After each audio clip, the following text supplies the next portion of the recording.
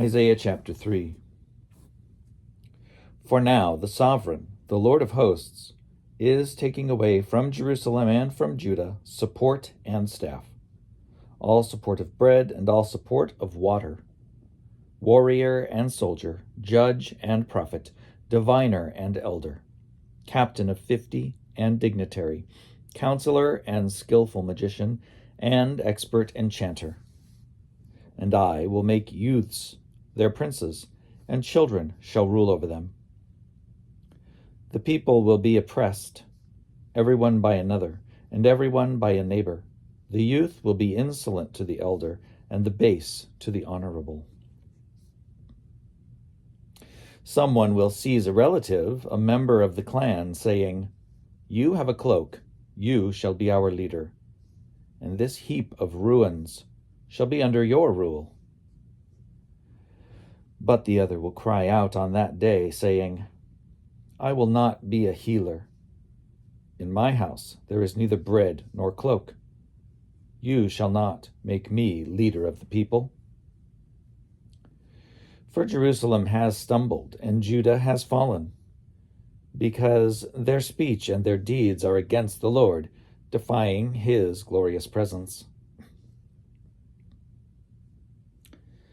The look on their faces bears witness against them.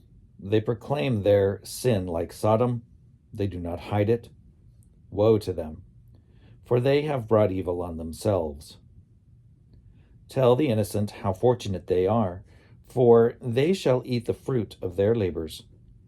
Woe to the guilty, how unfortunate they are, for what their hands have done shall be done to them. My people, their oppressors extort them, and creditors rule over them. O my people, your leaders mislead you and confuse the course of your paths. The Lord rises to argue his case. He stands to judge the peoples. The Lord enters into judgment with the elders and princes of his people. It is you who have devoured the vineyard. The spoil of the poor is in your houses. What do you mean by crushing my people, by grinding the face of the poor, says the Lord God of hosts? The Lord said, because the daughters of Zion are haughty and walk with outstretched necks, glancing wantonly with their eyes, mincing along as they go, tinkling with their feet. The Lord will afflict with scabs the heads of the daughters of Zion, and the Lord will lay bare their scalps and heads. On that day, the Lord will take away the finery of the anklets, the headbands and the crescents, the pendants, the bracelets and the scarfs, the headdresses, the armlets, the sashes, the perfume boxes, and the amulets, the signet rings and nose rings, the festal robes, the mantles, the cloaks, and the handbags, the garments of gauze, the linen garments, the turbans, and the veils.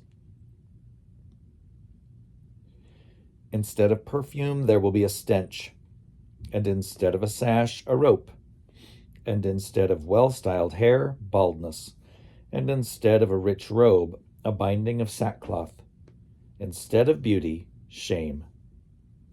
Your men shall fall by the sword, and your warriors in battle. And her gates shall lament and mourn, desolate. She shall sit upon the ground.